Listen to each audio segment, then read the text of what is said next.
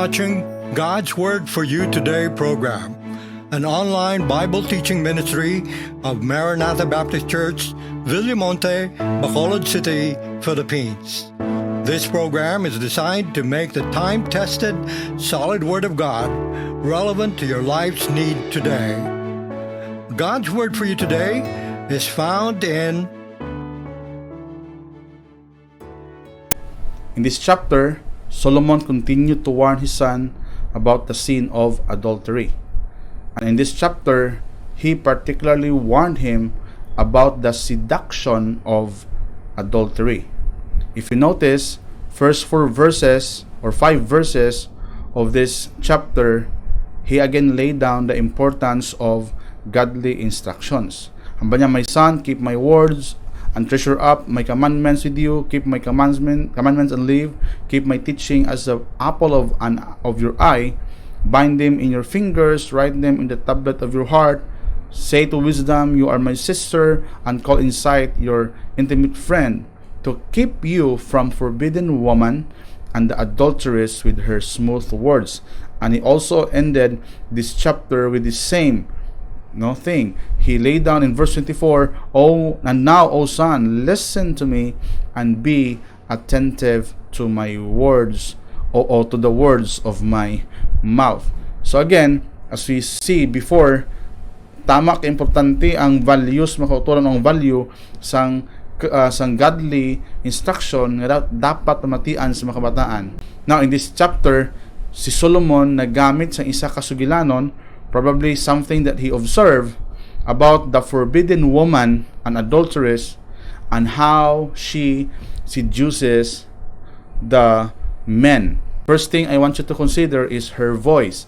If you notice verse 5, hambal niya dira, hambal niya, keep you from forbidden women, from the adulteress with her smooth words. Gamit niya ang words, smooth words. In verse 7, hambal ni Solomon dira, she is loud and wayward. Her feet does not stay at home. And in verse 21, nagsaling si Solomon dira, with much seductive speech, she persuaded him, and with her smooth talk, she compels him.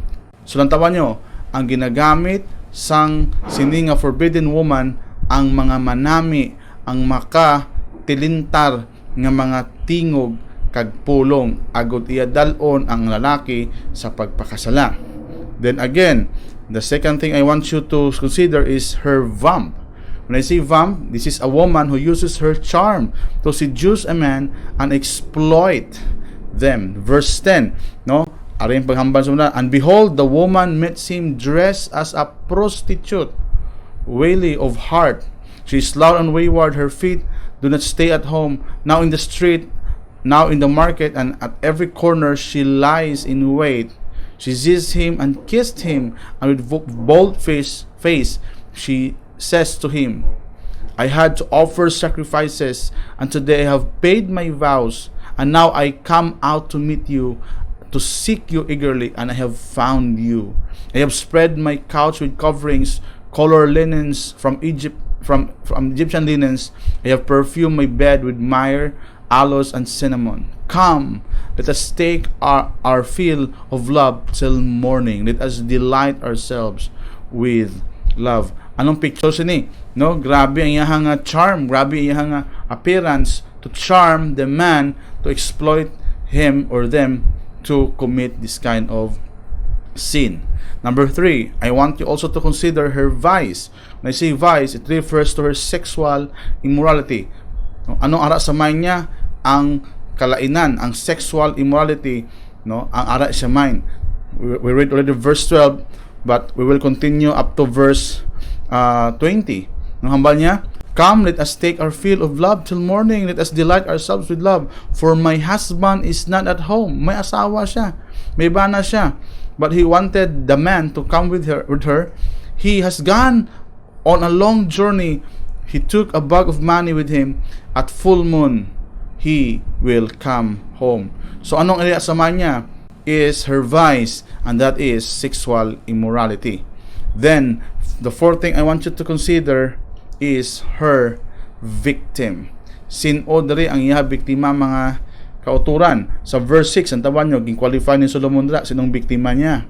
Ang niya, for at the window of my house, I have looked out through my lattice and have seen among the simple. I have perceived among the youths a young man lacking senses.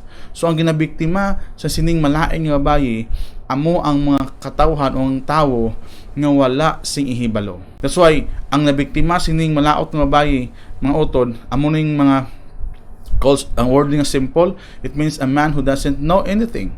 Or probably a man who rejects wisdom or who rejects godly wisdom and godly instruction. Sila gid ang mahulog kay wala sila because they lack senses, they lack understanding about this matter. So amo ning mga biktima sini makauturan nga babayi, no?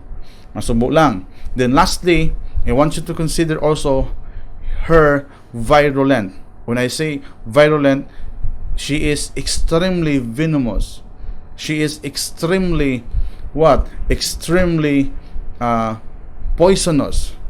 Nami persuasive, no? Amo nang picture sa seduction, dalon ka sa papakasala, madani ka sa ihatingog. You see that? Ang paggamit sa voice makagalanyat, ang iya appearance, ang iya charm makagalanyat. But at the end, in reality, she is virulent, she is venomous, she is poisonous. So mo nang picture diri, no, sa gihambal ni Solomon sa verse 22, no? At once he follows her. Grabe ang seduction ni Yoba niya, nagsulod ng lalaki, as an ox goes to a slaughter. Ano picture nyo? Picture sang pakatuan makauturan sa madalas, hindi nga sala. Or as a stag is caught fast till an arrow pierces its liver. Then third niya nga picture nga illustration, and as a bird rushes into a snare, he does not know what it will cost him his life. If you give in into the seduction of adultery, then it will cost your life. Amo nang warning dira. That's why he said, "Oh my son, listen to me, be attentive to my words of my mouth, because at the end, if you don't listen, you will be like the others who fall into her snare." So let not your heart turn aside to her ways, do not stray into her paths. For many victim has laid now, and all her slain are a mighty throng. So wala sing makakusog, wala sa maligon nga person nga hindi mahulog ni if a person rejects godly instruction. That's why ang verse 24 down is the final warning nga ginhatag ni Solomon sa iyang anak. And also to all of us, no?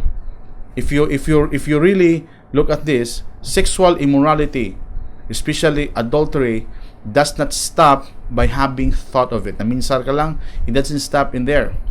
Ang tawan nyo, using sensual and seductive words is a great contributor to this kind of sin.